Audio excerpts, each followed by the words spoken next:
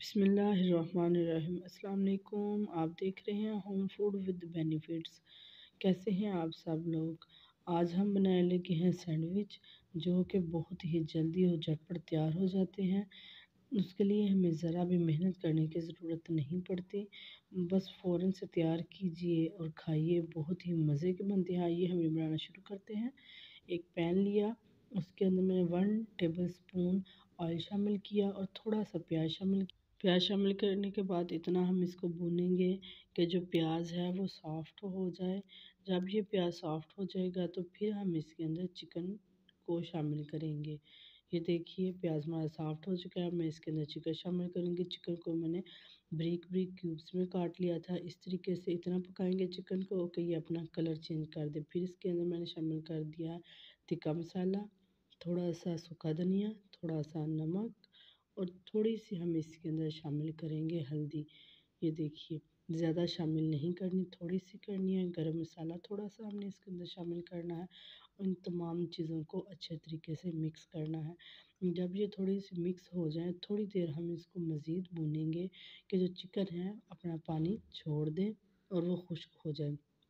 फिर हम इसके अंदर शामिल करेंगे थोड़ा सा और पानी, ताकि जो हमारे पास चिकन है वो अच्छे तरीके से सॉफ्ट हो जाए और अंदर तक पक जाए। ये देखिए ज़्यादा पानी शामिल नहीं करना और इस पानी को भी हमने खुश्क कर लेना है। दूसरी साइड पे मैं ली है मायोनीज़। मायोनीज़ अपनी मर्ज़ी से आप कम या ज़्यादा कर सकते हैं।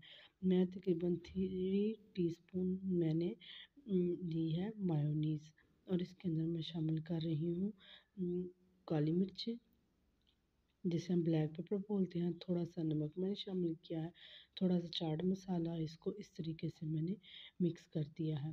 फिर हम इसके अंदर शामिल कर देंगे बंद गोभी, जिसको हम पत्ता गोभी भी बोलते हैं। इसकी बारीक बारीक कटिंग कर ली है इस तरीके से। ये देखिए देखिए माशाल्लाह कितनी ही मज़े का और लग रहा है, कितनी अच्छे तरीके से इसकी कटिंग हुई थी। इस तरीके से इसे मिक्स कर लेंगे और ये देखिए इस तरीके से ये बन जाएगा।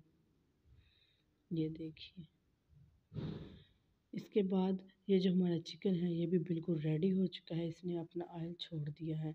इसे थोड़ी देर के लिए और हम पकाएंगे, ताकि मज़ीद जो थोड़ी सी कसर रह गई है वो ख़त्म हो जाए। दूसरी साइड पे अंडे उबल रहे हैं। 2 अंडे मैंने उबलने के लिए रखे हैं। चिकन बिल्कुल रेडी हो चुका है।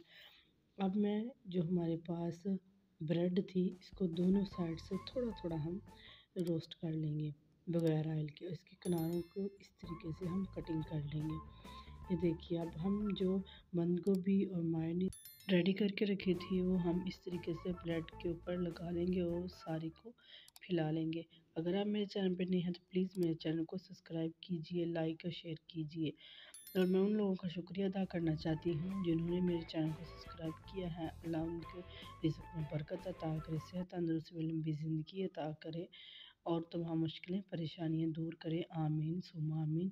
अब मैंने इसके ऊपर केचप लगाई है।